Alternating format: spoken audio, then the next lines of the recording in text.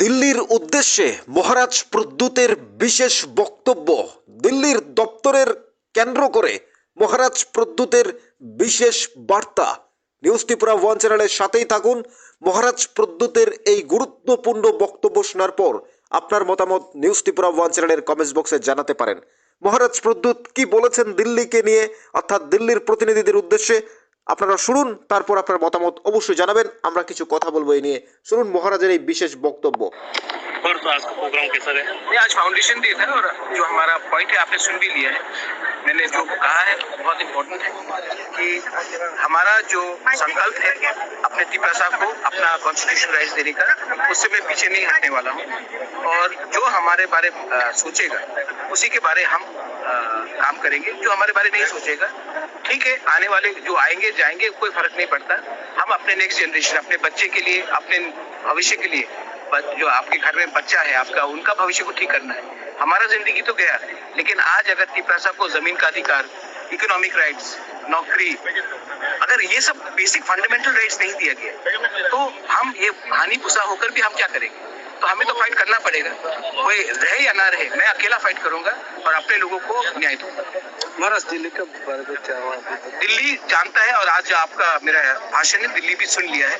अब दिल्ली को डिसाइड करना है कि वो हमारे साथ रहना चाहते हैं या हमारे कम्युनिटी को।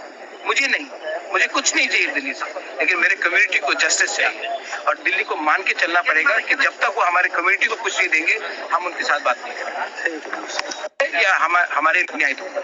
महाराज दिल्ली का बारे में क्या हुआ? दिल्ली जानता है और आज आपका मेरा भाषण है, दिल्ली भी सुन लिया है। अब दिल्ली को डिसाइड करना है कि वो हमारे साथ रहना चाहते हैं या हमारे कम्युनिटी को। मुझे नहीं, मुझे कुछ नहीं चाहिए दिल्ली से, लेकिन मेरे कम्युनिटी को जस्टिस चाहिए और दिल्ली को मान के चलना पड़ेगा कि जब तक वो हमारे कम्युनिटी को कुछ नहीं देंगे हम उनके साथ बात नहीं करेंगे, न्याय दूंगा। महाराज दिल्ली का बारे में क्या हुआ? दिल्ली जानता है और आज आपका मेरा भाषण है, दिल्ली भी सुन लिया है। अब दिल्ली को डिसाइड करना है कि वो हमारे साथ रहना चाहते हैं या हमारे कम्युनिटी को। मुझे नहीं, मुझे कुछ नहीं चाहिए दिल्ली से, लेकिन मेरे कम्युनिटी को जस्टिस चाहिए और दिल्ली को मान के चलना पड़ेगा कि जब तक वो हमारे कम्युनिटी को कुछ नहीं देंगे हम उनके साथ बात नहीं करेंगे। শুনলেন মহারাজ প্রদ্যুতের বিশেষ গুরুত্বপূর্ণ বক্তব্য।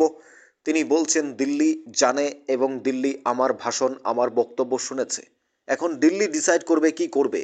যতদিন পর্যন্ত দিল্লি আমাদের অধিকার দেবে না ততদিন তাদের সাথে আমার কোনো কথা নয়। অর্থাৎ যতই মহারাজ প্রদ্যুতের বক্তব্য আপনারা শুনবেন ততই আপনাদের কাছে উদ্বেগ, আবেগ অবশ্যই কাজ করবে। কারণ মহারাজ প্রদ্যুৎ কিশোর তিনি বলেছেন এবং দিল্লিতে সমস্ত কিছু সুরাহা হয়েছে এবং মহারাজ প্রদ্যুতের একটাই কথা, মুখে বললে হবে না। অর্থাৎ এটা লিখিত আকারে যতদিন পাবো না ততদিন আমরা লড়াই করবই। যতই বলুক যে এটা আমরা দিয়ে দেব, লোকসভার আগে হবে কিংবা আমরা কিছুদিনের মধ্যে দিয়ে দেব, মুখের কথায় মহারাজ মানতে রাজি নয়। অর্থাৎ যতদিন মহারাজ এই অধিকার পাচ্ছে না লিখিত আকারে ততদিন তিনি লড়াই করবেন। কেউ না থাকলেও তিনি একলাই লড়াই করবেন, একা লড়াই করবেন এবং ত্রিপ্রাসাদের তিনি কিছু দিয়ে যাবেন। দিল্লিকে বিশেষ তার এই বার্তা, বিশেষ এই বক্তব্য আপনারা শুনলেন মহারাজ প্রদ্যুৎ দিল্লির দপ্তরের উদ্দেশ্যে, প্রতিনিধিদের উদ্দেশ্যে, অর্থাৎ দিল্লির যারা সরকার তাদের উদ্দেশ্যে, অর্থাৎ বিজেপি সরকারের উদ্দেশ্যে তার এই বক্তব্য, তার এই চাচা ছোলা বক্তব্য, তার এই গুরুত্বপূর্ণ বক্তব্য আমরা দীর্ঘদিন ধরে শুনেছি। তিনি একটাই কথা, কনস্টিটিউশন সলিউশনের বাইরে আমি এক পাও দেব না। আমরা গত দিনের ভিডিওতেও শুনিয়েছি মহারাজ বলেছেন তিনি কনস্টিটিউশন সলিউশন আনবেনই, আদায় করেই ছাড়বেন। ঠিক একই সাথে তিনি গ্রেটার ত্রিপুরাল্যান্ড কনস্টিটিউশন সলিউশনের কথা বলছেন এবং ত্রিপুরাসার রাইটস, ত্রিপুরাসার অধিকার সেটা তিনি আদায় করেই ছাড়বেন। আমরা যতদূর জানি যে এইসব ব্যাপারে তো মিটিং হয়েছে, আলোচনা হয়েছে, বারবারই হচ্ছে, অর্থাৎ ফাইনাল স্টেজে মিটিংও হয়েছে। সেখান থেকে মহারাজ প্রদ্যুতের যে বার্তা আপনারা শুনলেন, মহারাজ প্রদ্যুৎ বলছেন যে প্রতিনিধি আসবে যাবে, জনপ্রতিনিধি থাকবে যাবে, আমরাও একদিন থাকবো না। আমি দিল্লির কাছে কিছুই চাই না, কিন্তু শুধু চাই ত্রিপ্রাসাদ জন্য, আমার কিছুই দরকার নেই। মহারাজ প্রদ্যুতের এই গুরুত্বপূর্ণ বক্তব্য শুনলেন। তিনি বলছেন আমার কোনো কিছুর দরকার নেই, অর্থাৎ শুধুমাত্র আমার কমিউনিটিদের, আমার ত্রিপ্রাসাদের অধিকার দিলেই হবে। অর্থাৎ তার ব্যক্তিগত কোনো চাওয়া নেই। এটাই তো মহৎ মানুষ, এটাই তো একজন শ্রেষ্ঠ প্রতিনিধি। কারণ যে মানুষটার নিজের কোনো চাওয়া নেই, শুধুমাত্র খেটে খাওয়া মানুষগুলোর জন্য, তাদের ঘরে আলো, বিদ্যুৎ, পানীয় জল, স্বাস্থ্য, শিক্ষা, খাদ্য, বস্ত্র, উন্নয়ন চায় মহারাজ প্রদ্যুৎ। নিজের কোনো কিছু নেই, অর্থাৎ নিজের কোনো চাহিদা নেই। এটাই তো প্রতিনিধি, এটাই তো রাজনীতিবিদ, এরা তো উচ্চশিক্ষিত মহৎ মানুষ মহারাজ প্রদ্যুৎ। আমরা এই জন্যই সবসময় বলি তার এই চাওয়া পাওয়া একদিন পূর্ণ হবে, অর্থাৎ তার এই স্বপ্ন বাস্তবায়িত হবে।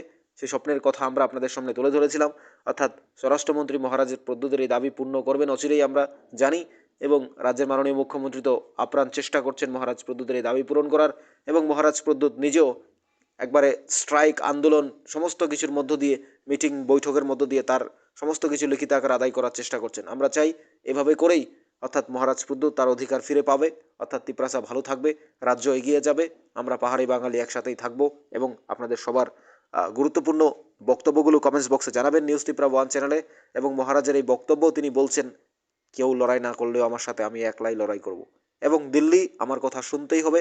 দিল্লির আমার কথা জানে, আমার কথা শুনছে ভাষণ, অর্থাৎ দিল্লির উদ্দেশ্যে মহারাজের এই বক্তব্য আপনারা কিভাবে দেখছেন, কিভাবে নিচ্ছেন জানাবেন কমেন্টস বক্সে। নিউজ ত্রিপুরা 1 চ্যানেলটি আপনি দেখার পাশাপাশি আপনার অন্য বন্ধুদের দেখার সুযোগ করে দেবেন। সাবস্ক্রাইব, শেয়ার, লাইকের মধ্য দিয়ে আমাদের সাথেই থাকুন। মহারাজার প্রদ্যুৎ কিশোরের এই বক্তব্যের পর আপনার মতামত কমেন্টস বক্সে অবশ্যই জানাবেন, আমরা শুনতে চাই আপনার মতামত।